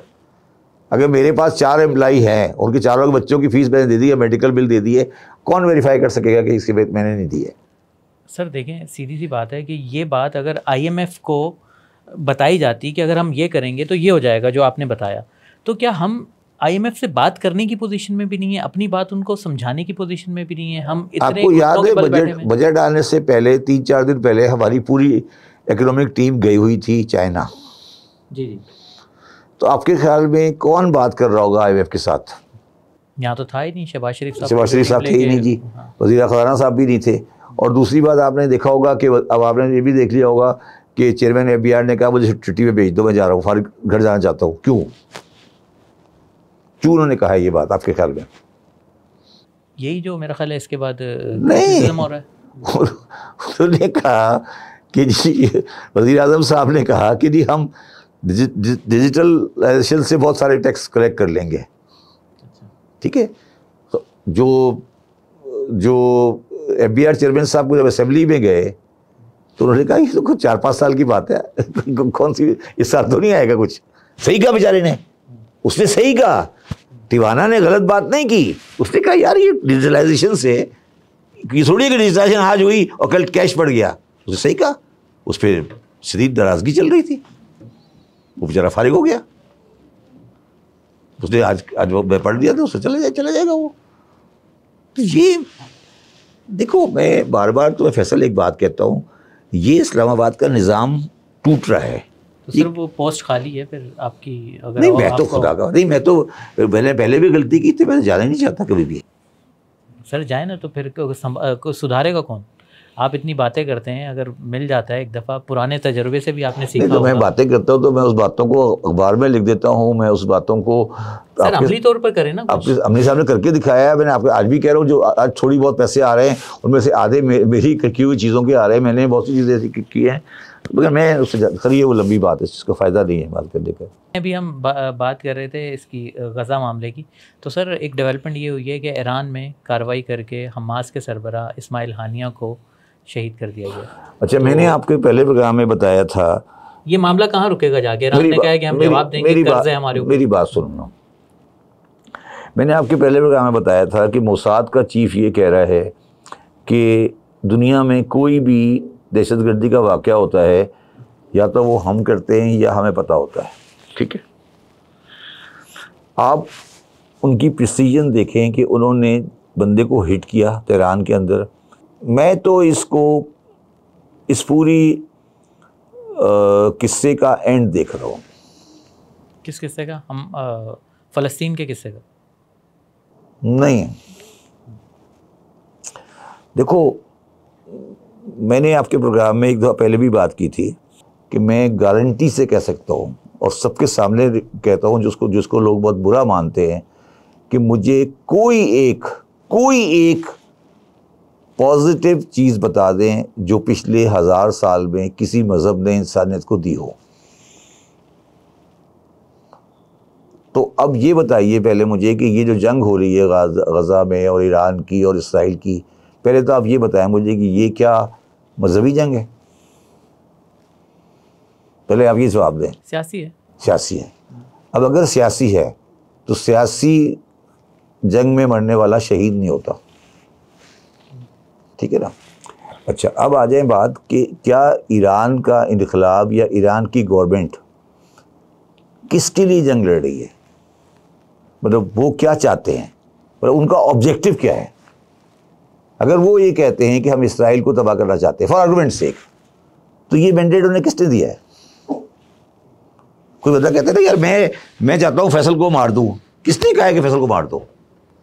आप अपने मुल्क में रहते हैं, आप अपने मुल्क में जो करना है करें। आपका मुल्क तो नहीं है ना इसराइल, आप उससे क्यों बंगेबाजी कर रहे हैं?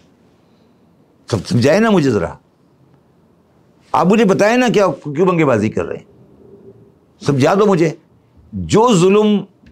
जो जुल्म फ़लस्तीन में इसराइली कर रहे हैं, मतलब वो बिल्कुल हम एग्री करते हैं, बहुत ज़्यादा है, कम नहीं है, मगर आप मुझे बताएं क्या कभी किसी दौर में पाकिस्तान में शिया और अहमदी उसी जुल्म से नहीं गुजरे? क्या जेनोसाइड उनका नहीं हुआ? आप बताएं मुझे। नहीं तो सर देखें, पाकिस्तान में मैं आपको मिसाल देता हूँ, फिर आप अगर आपको ये बात आप इसको चला सके तो। कराची में एक आबादी है, इसका नाम है लियाकताबाद। वो तकरीबन 4 लाख की आबादी है, ठीक है। 1947 से लेकर 1983 तक, जब तक ज़ियाउल हक साहब नहीं आए, कराची में एहले तशी का मरकज़ होता था लियाकताबाद, ठीक है। लियाकताबाद में जेनोसाइड हुआ शियों का। आज लियाकताबाद में एक घर भी एहले तशी का नहीं है। लियाकताबाद के अंदर एहले तशी की मस्जिदों के अंदर ताले लगे हुए हैं, कुत्ते बैठे हुए हैं। आप उसे कश्मीर फ़लस्तीन की बातें कर रहे हैं। तुम क्या बातें कर रहे हो मेरे साथ? तुम कहना क्या चाहते हो? मैं तुम्हें ऐसी ऐसी बातें बता सकता हूँ, तुम शौक हो जाओगे। जाओ लियाकताबाद, अभी जाओ और तुम जाके बोलो कि मैं इस गली में मकान लेना चाहता हूँ, मैं एहले तशी हूँ, तो देखो तो मकान मिलता है नहीं मिलता तुम्हें।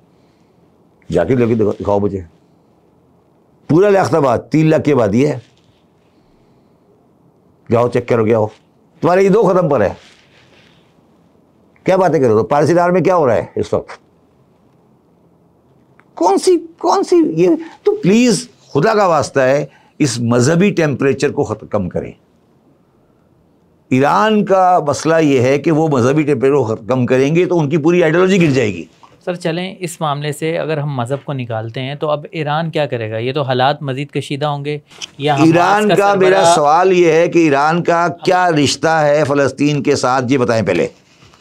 मजहबी है ना सर? बात यह है कि उनकी सरजमीन पर कोई शख्स था, इसराइल ने घुसकर मारा, ठीक है, तो क्या ईरान का तो मतलब ईरान का ये भी तो ईरान का पाकिस्तान में कुछ ऐसे नहीं, मैं एग्री करता हूँ कि ईरान के साथ ज्यादती हुई है, पॉलिटिकल ज्यादती हुई है, उनकी सरजमीन पे हिट नहीं होना चाहिए था, एग्रीड, कोई डिस्प्यूट नहीं है इसके ऊपर, नहीं होना चाहिए था, गलत है, इंटरनेशनल सिस्टम से गलत है। मगर ईरानी को ये बयान देना कि हम इसराइल को नाबूद कर देंगे और 27 रमज़ान को यौमुल खुस बनाएंगे, ये बात कहाँ तक जायज़ है? बताओ ना, तुम ये बताओ ना कि तुम ये जो हर साल रमज़ान की 27 तारीख को बंदर रोड पर इसराइल और अमेरिका का परचम जला के उस पर जाके पैर मारते हो, वो कहाँ तक जायज़ है? वो जायज़ है? मैं आपसे पूछ रहा हूँ, उन्हीं से रोटी बना के खाते हो, फिर मुझे बताओ ना, ये मुनाफकत कैसे चलेगी? क्या ये जो आर्गुमेंट है कि जी मैं तो एग्री करता हूँ 100% कि गलत हो रहा है, इस्माइल हानिया को नहीं शहीद करना, नहीं मारना चाहिए था, इसराइल को किसी भी कंट्री की सॉलिडरिटी को नहीं हिट कर सकते आप, गलत है, गलत है, मैं एग्री करता हूँ, जुल्म है, उस सेंस में जुल्म है, और किसी निहत्ते आदमी को मारना वैसे भी जुल्म है, ठीक है, मगर इसको मजहबी टच देना और बड़ा जुल्म है। चलें सर, आप इस्माइल हानिया को तो अभी आपने शहीद नहीं कहा, शहीद में कहूँगा भी नहीं, तो गज़ा में जो बच्चे मर रहे हैं और जो ख़वातीन मर रही हैं, क्या उन्हें आप शहीद समझते हैं? मुझे एक बात बताओ, शहीद जो इस्लाम में शहीद है, इसका मतलब क्या है? What is the concept? Definition आप बता दीजिएगा। नहीं, what is the definition? अगर क्लियर जवाब मिल जाए। What is the definition of शहीद इन इस्लाम? नाहक मारना अलग बात है, अल्लाह की राह में वॉलेंट्री मरना अलग बात है। अगर किसी जगह बम गिर जाए, दूसरा आके बम मार दे, तो शहीद हो जाएगा? नहीं, क्या कहना चाह रहे हैं, मैं समझ नहीं आया। कराची में इंडियन वाले बम मार दें, हम शहीद हो जाएंगे? नहीं, अगर हमारी लड़ाई चल रही है। अबे भाई, लड़ाई नहीं चल रही ना, मैं बता रहा हूँ, लड़ाई नहीं चल रही, तो मेरा सवाल ये, लड़ाई चल रही है ना, मेरा सवाल ये, लड़ाई नहीं चल रही, पहले लड़ाई उन्होंने शुरू की थी, वो अलग बात है। शहादत जो है, शहादत इस्लाम में शहादत जो है, उसका एक बहुत ख़ास मर्तबा है, ठीक है। मैं इस पे ये नहीं कह रहा कि वो शहीद नहीं हैं या शहीद हैं, ये बहुत डेलिकेट लाइन है कि कहाँ शहादत और नॉन शहादत पे होता है, क्योंकि शहादत का फिर मर्तबा ये है कि इस्लाम ये कहता है कि शहीद को मुर्दाबाद कहो, वो ज़िंदा हैं, हम उनको रोज़ी देते हैं, ये कुरान मजीद की आयत है, मैं नहीं कह रहा हूँ, ठीक है। तो आप तो बस से गिरा वो भी शहीद, इधर से गिरा वो भी शहीद, ये भी शहीद, और फिर आप एक बात भूल जाते हैं कि ये हमास वो है जो इसराइल ने बनाई थी फ़लस्तीनियों के ख़िलाफ़, ये मानते हो? फिर आप ये भी बात भूल जाते हैं, ये भी बात भूल जाते हैं कि इनका मजहबी अकीदा क्या है। Palestinians are a different kind of Islam. तो खुदा का वास्ता है, मैं इससे ज़्यादा बात नहीं करना चाहता, मैं सिर्फ अर्ज़ ये करना चाहता हूँ कि इन चैप्टर्स को बंद करें, और ये चैप्टर इसलिए खोला गया है कि इस चैप्टर को बंद, ये सारी कहानी बंद होने जा रही है, और ये बंद होके पता है कहाँ जाने वाली है? मेरी प्रेडिक्शन कह लें, या मुझे एक सिक्स सेंस ये आ रही है कि ये ईरान के अंदर तब्दीली लाएगी। अच्छा, ये जो अभी आए हैं ना, जो देखें ईरान, मैं फिर आपसे एक सवाल कर रहा हूँ, क्या Saudi Arab being the so called Islamic state, क्या इस ईरान की इसराइल जंग को इस्लामी जंग समझता है? नहीं समझता सर, वो तो कबूल करने के चक्कर में। चलिए सर, वो तो इसराइल को कबूल करने की बातें कर रहा है, यकीनन नहीं समझता। चलें आगे चलते हैं सर। सर, मुल्क में लॉ एंड ऑर्डर की सिचुएशन जो है वो अच्छी नहीं है। पहले हमने बन्नू में देखा, फिर गवादर में हमारा एक अहलकार शहीद हुआ, फिर अब पारा चनार से ख़बरें अच्छी नहीं आ रही, सुना है कि वहाँ पे सेक्टेरियन कोई मामला शुरू हो गया है। तो सर ये मतलब कैसे मामला हल होंगे? सिक्योरिटी कंसर्न बढ़ रहे हैं पाकिस्तान में? जब आप चीज़ों को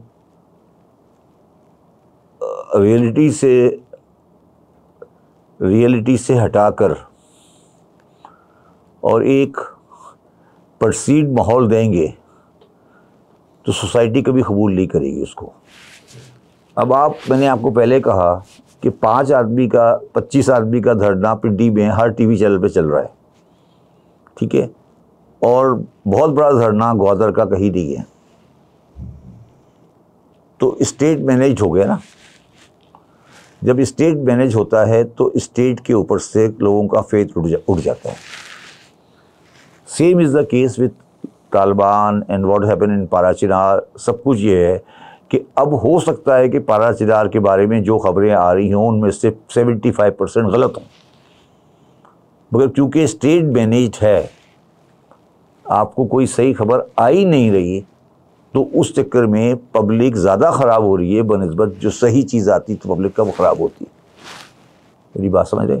ये पाकिस्तानी इस्टेब्लिशमेंट को, पाकिस्तानी सिस्टम को समझ नहीं आ रही बात कि अब आप जिस दौर में बैठे हैं उसमें किसी चीज़ को स्टेट मैनेज नहीं कर सकते। जब आदमी 1 लाख आदमी या 50,000 आदमी या 30,000 आदमी ग्वादर के धरने में बैठा है, तो बेवकूफ़ ही आदमी होगा ये समझेगा जो उसकी वीडियो नहीं आ सकती, ठीक है ना।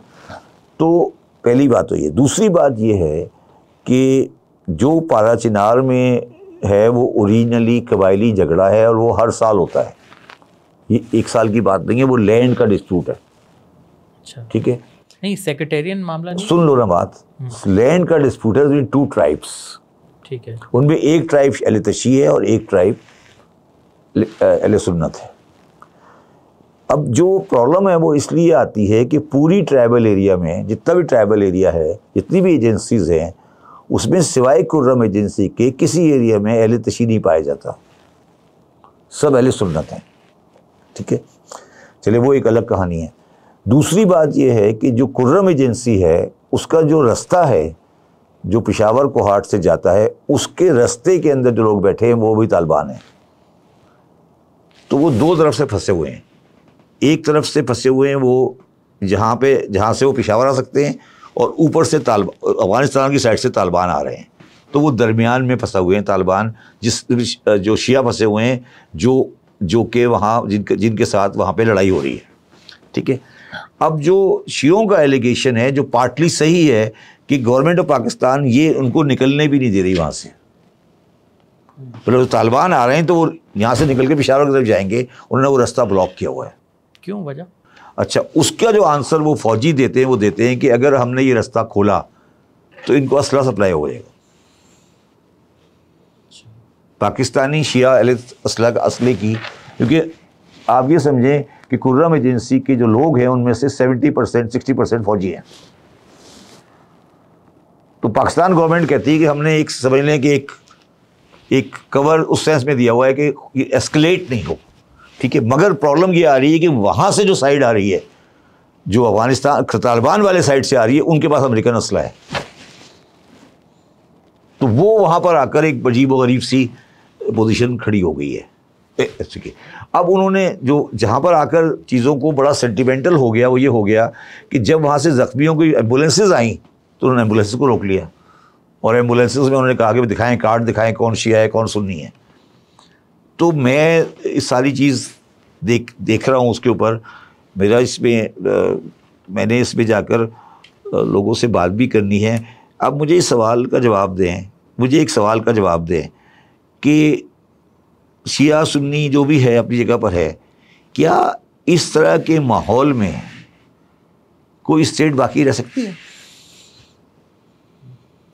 नहीं सर, अगर हालात मैं ऐसे पूछ ही रहा हूँ। और देखिए, मैंने आपको एक प्रोग्राम में बहुत पहले कहा था कि सबसे बड़ा लीडर जो आज तक इंडो पाक में मुसलमान पैदा हुआ है, उसका नाम था मौलाना हसरत बुहानी। मैं क्यों कह रहा हूँ सबसे बड़ा लीडर? वो एक इस तरह का लीडर था कि वो मुस्लिम लीग के प्रेसिडेंट भी रहे, वो कांग्रेस के प्रेसिडेंट भी रहे, ठीक है, वो कम्युनिस्ट पार्टी में भी रहे, ठीक है, वो पार्टीशन के बाद पाकिस्तान नहीं आए। तो उनसे पूछा मौलाना, और पार्टीशन के बाद वो अपनी सीट कानपुर की जीतते रहे हमेशा, ठीक है। तो उनसे पूछा कि मौलाना साहब आप पाकिस्तान क्यों नहीं गए? तो उन्होंने बड़ा अच्छा जवाब दिया था जो आज मेरे ऊपर अप्लाई हो रहा है। उन्होंने कहा कि मैं हिंदुस्तान में रहकर मस्जिद के बाहर हिंदू के हाथ से मरना पसंद करूंगा, ना कि मैं पाकिस्तान जाकर मस्जिद के अंदर मुसलमान के हाथ से मारा जाऊं। पाकिस्तान में मैं कम से कम आपको 2000 शिया बता सकता हूँ जो मस्जिद के अंदर मारे गए हैं, और कोई 2000 सुन्नी बता सकता हूँ जो मस्जिद के अंदर मारे गए हैं। तो ये मुल्क तो वो है जिसने मुसलमानों को मस्जिदों के अंदर मार दिया है, ठीक है। अब हम तो इसकी बुनियादों के बारे में बात कर रहे हैं, हम तो ये बुनियादी सवाल कर रहे हैं अब कि भाई हम आज इंडिया में होते तो ज़रा सिक्योर होते। मैं इस फील करता हूं कि आज मैं ज़रा सिक्योर होता। सर आपने मेरी पॉडकास्ट में कहा था कि मेरे नाना ने पाकिस्तान आकर गलती की। जी बिल्कुल। अभी भी आपने यही इसी तरह की कोई एक बात की है। तो सर अगर आपके नाना ने गलती की थी तो आप इस गलती को सुधार लें। आप अच्छा मैं चले जाएं आप। अच्छा मैं आज भी ये कहता हूँ कि मैं बहैसियत शिया मुसलमान आज इंडिया में ज़्यादा सेफ हूँ बनिस्बत पाकिस्तान के। मैं यही तो कह रहा हूँ सर, आप चले क्यों नहीं जाते? अच्छा मैं इसलिए नहीं चला जाता कि मैं पहली बात आपके कहने पे क्यों जाऊँ। नहीं सर नहीं मेरी बात सुने, मैं आपके कहने पे नहीं जाऊँगा। नहीं सुन लो मेरी बात, मैं आपके कहने पे नहीं जाऊँगा, ना मैं जमात इस्लामी के निकालने पर या तालिबान के प्रेशर में नहीं जाऊँगा। अगर तालिबान मुझे प्रेशर करके निकालना चाहेगी मैं कभी नहीं जाऊँगा, ठीक है। समझने की कोशिश करो। मैं यहाँ लड़ूंगा इनके खिलाफ, ना कि मैं चला जाऊँ। मेरे चला जाना मेरी शिकस्त होगी। मैं इनकी बदमाशी को मान लूंगा और ये मान लूंगा कि मुल्क इनका है। ट्राई टू अंडरस्टैंड, मेरी बात समझो ना, मेरी बात समझो मैं क्या कह रहा हूँ। मैं कह रहा हूँ कि मेरे नाना ने ये गलती की थी कि एक इस्लाम और मुस्लिम स्टेट के दरमियान में कन्फ्यूजन जो जिन्ना साहब छोड़ गए थे उसको समझा नहीं पाए, ठीक है। अब आप ये कह रहे हो कि मैं इंडिया चला जाऊँ। इंडिया जाना मेरी रिट्रीट है ना, मैं तो इनको सीधा कर दूंगा ना। मेरा सवाल ये है कि सीधे होने जा रहे हैं। जो मुझे नज़र आ रही है ना इस्माइल हनिया के जो मर्डर के बाद मुझे चीज़ें नज़र आ रही हैं, मैं आपसे ज़्यादा देख रहा हूँ, मुझे नज़र आ रहा है कि क्या होने जा रहा है। मैं आपको मुझे बिल्कुल साफ नज़र आ रहा है कि स्क्रीन पे क्या नज़र आ रहा है। मुझे स्क्रीन में नज़र साफ नज़र आ रहा है कि ईरान कहाँ तक जाएगा, सऊदी अरब कहाँ तक जाएगा, इसराइल कहाँ तक जाएगा। बिल्कुल स्क्रीन बिल्कुल साफ है हमारे लिए, ठीक है। पाकिस्तान क्या करेगा हमें बिल्कुल पता है। अभी तक पाकिस्तान के मेरे ख्याल 5-6 घंटे हो गए हैं, 8 घंटे हो गए हैं। पाकिस्तान का तो वज़ीर खारजा का बंदा भी नहीं सामने आया टीवी पे। नहीं मज़ामती बयान आया। नहीं मज़ामती बयान आया, टीवी बंदा नहीं आया। अच्छा सर लास्ट क्वेश्चन, अगर इंडिया आपको जो है वहाँ की शहरियत ऑफर करे तो आप कबूल कर लेंगे? नहीं, इंडिया अगर मुझे शरीयत कबूल करेगा और पाकिस्तान की शरीयत मुझे छोड़नी पड़ेगी तो नहीं करूँगा। इंडिया में तो है ही नहीं डबल नेशनलिटी। इंडिया में डबल नेशनलिटी नहीं होती। सिंगापुर में, इंडिया में डबल नेशनलिटी होती है। सर पाकिस्तान की शरीयत आप क्यों नहीं छोड़ेंगे? इसलिए नहीं छोड़ा। मैं क्यों छोड़ूं? मेरे अब्बा ने हमने बनाया है। आपके बड़ों ने गलती की। नहीं तो देखें, मैं छोड़ूं शरीफ आदमी के लिए छोड़ दूंगा, बदमाश के लिए नहीं छोड़ूंगा। मेरी बात समझ नहीं रहे। अगर शरीफ यहाँ आ जाएंगे मैं छोड़ दूंगा इनके लिए, शायद चला जाऊं, मगर ये बदमाशी से आ रहे हैं ना, इनको नहीं आने दूंगा। Try to understand two different things. नहीं उस वक्त जब आपकी मेरी बात हो रही थी उस वक्त तो आप हालात से काफ़ी डिसार्ट थे। नहीं मैं तो आज भी हालात से डिसार्ट हूँ। नहीं मैं भी आज भी हालात से डिसार्ट हूँ। मैं तो कह रहा हूँ गलती थी। मैं तो आज भी कह रहा हूँ कि पाकिस्तान की क्रिएशन उस टाइम की रॉन्ग नोशन थी, मजहबी बुनियादों पर बनाना गलत था और बांग्लादेश का बनने की बुनियाद उसको सही हो गया था। और मैं आपसे फिर एक और बात कह रहा हूँ, ये आप लोगों की गलतफहमी है कि पाकिस्तान इसलिए बना था। मैं आपको दोबारा रिक्वेस्ट करता हूँ और सबको रिक्वेस्ट करता हूँ कि 1940 की लिखी हुई किताब, 1940 में किताब लिखी थी B.R. अम्बेडकर ने, Pakistan and partition of India, Pakistan and partition of India. वो किताब पढ़ें, फिर आपको समझ आएगा पाकिस्तान क्यों बना, किसने बनाया। और आयशा दलाली की किताब पढ़ लें कि पाकिस्तान क्यों बना और किसने बनाया, यह किताब पढ़ लें। देखिए मैं कहना नहीं चाह रहा था मगर मैं आपके आज प्रोग्राम में कह रहा हूँ, अब मज़हब के नाम पर जो क़त्ल व गारत हो रहा है उसको देखते हुए मुझे एक बंदा पसंद आने शुरू हो गया है। उसका नाम था जवाहरलाल नेहरू। क्यों सर? आपको जवाहरलाल नेहरू भी पसंद है, आपको गांधी भी पसंद है, कायद आज़म पसंद नहीं? मुझे गांधी के बारे में कई बात नहीं की, गांधी के बारे में कई बात नहीं की। जवाहरलाल नेहरू मुझे क्यों पसंद आया पता है आपको? उसका बयान है, आपको पता है, और बयान नहीं किरदार है। उसने कहा मैं कभी किसी मजहबी इमारत में दाखिल नहीं हुआ ज़िंदगी में। आपको पता ही है, कितने लोगों को ये बात पता है? जवाहरलाल नेहरू हिंदू स्टेट का फाइनेंस मिनिस्टर था, प्राइम मिनिस्टर था। 24 साल प्राइम मिनिस्टर था। उसका ये रिकॉर्डेड बयान है अपनी बायोग्राफी में, मैं कभी किसी मजहबी इमारत के अंदर दाखिल नहीं हुआ, ये कहा है उसने। वो मुझे जब मैं इन मज़हब के नाम पे इंसानों का खून बढ़ता देखता हूँ तो मुझे नज़र ये याद आता है। मैं पता नहीं आप इसको चलाएंगे या नहीं चलाएंगे, मैं इस सारे प्रोग्राम को एक शेर पे ख़त्म करता हूँ। मैं जनरली शेर नहीं पढ़ता, मगर मैं आपके प्रोग्राम पे शेर पढ़ देता हूँ आज, ठीक है। वो शेर है, लाश शब्बीर पे खड़ा सोच रहा था इस्लाम, लाश शब्बीर पे खड़ा सोच रहा था इस्लाम, फ़ायदा क्या हुआ काफिर को मुसलमान करके। ये याद रखना कि कभी मुसलमान को मुसलमान ने नहीं मारा। चलें सर, यहाँ पर इख्तिताम करते हैं, इंशाल्लाह दोबारा भी आपसे मुलाकात होगी। Thank you.